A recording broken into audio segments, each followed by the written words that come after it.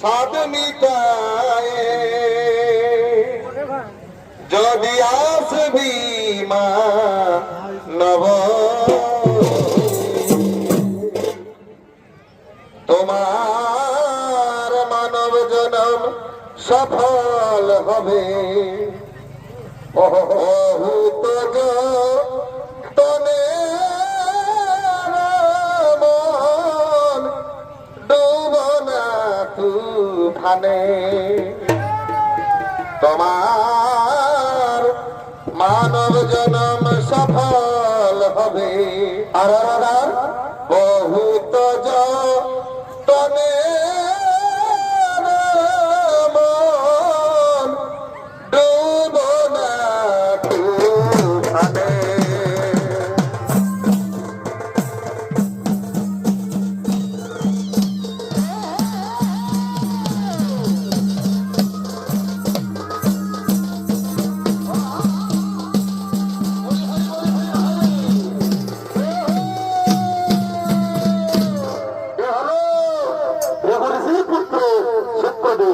তাই শুক্রদেব নিজের পিতৃগৃহের দিকে আগমন করছে আর এই শুক্রদেবের ভূমিকায় নৃত্য পরিবেশন করতে হবে আপনাদের মহারঙ্গমঞ্চ।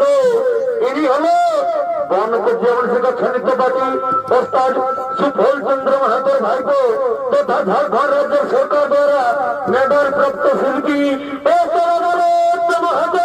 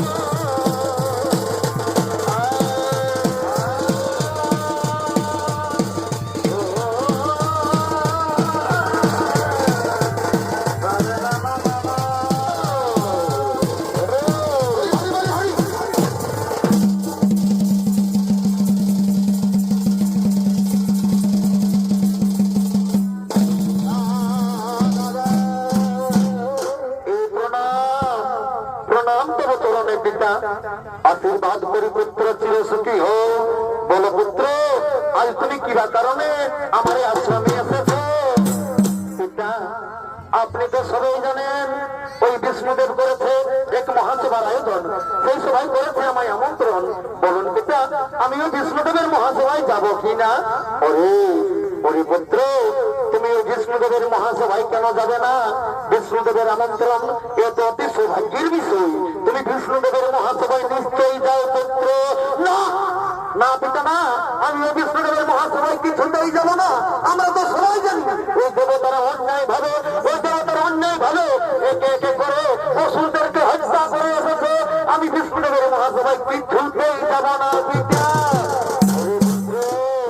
আরে পুত্র, তুমি বিষ্ণুদেবের মহাসভায় বিষ্ণুদেবের আদেশ অনুসারে নাই বা গেলে সেখানে তুমি আমার কথা অনুযায়ী যাও পুত্র।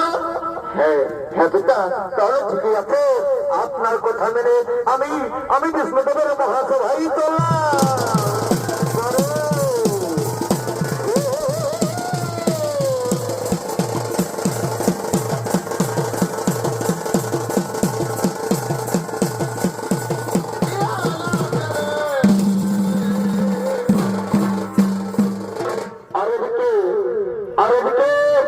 বিষ্ণুদেবের মহাসভায় ব্রহ্মদেব, বিষ্ণুদেব সহ স্বর্গের সমস্ত দেবগণ তারা সকলেই করেছেন আগমন।